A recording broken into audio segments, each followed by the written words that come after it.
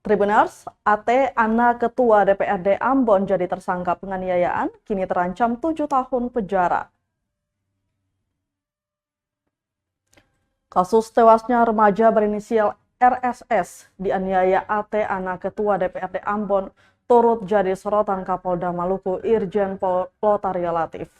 Senin 31 Juli 2023, Kapolda Irjen Pol Lotaria Latif menyebut AT sudah jadi tersangka. Ditegaskan kepolisian tidak pandang bulu dalam penegakan hukum. Sementara itu, polisi gelar perkara kasus penganiayaan dengan pelaku AT, anak Ketua DPRD Kota Ambon. AT sendiri terancam dijerat dengan hukuman penjara selama 7 tahun.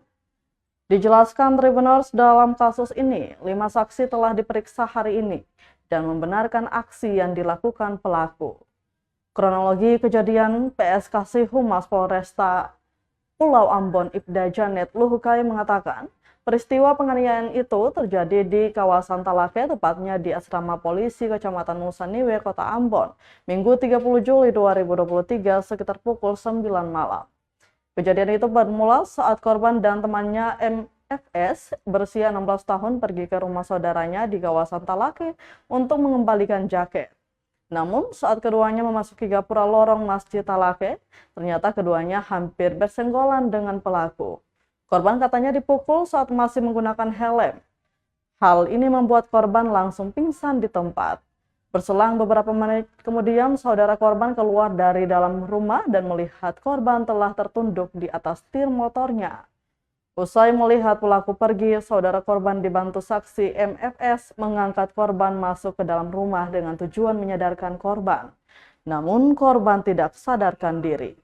Setelah itu, Tribuners, korban langsung dibawa ke rumah sakit RST guna mendapatkan perawatan medis. Namun tak berapa lama korban dinyatakan meninggal dunia. Dong kalau malas-malas kasih tahu aja.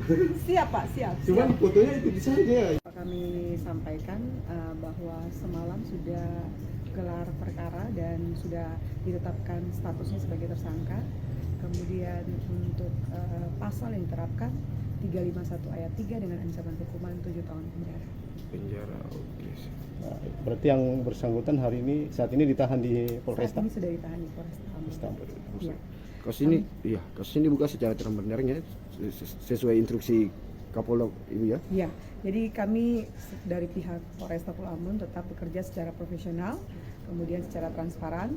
Ya. Jadi tidak ada lagi memihak ke yang tidak ada dalam hal ini penanganan kasus secara profesional. Ya, kalau ada tanggapan-tanggapan itu hanya berita-berita hoax. Ya.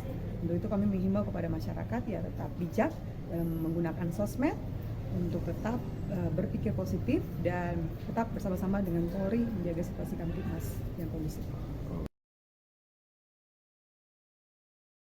Terima kasih sudah nonton. Jangan lupa like, subscribe, dan share ya.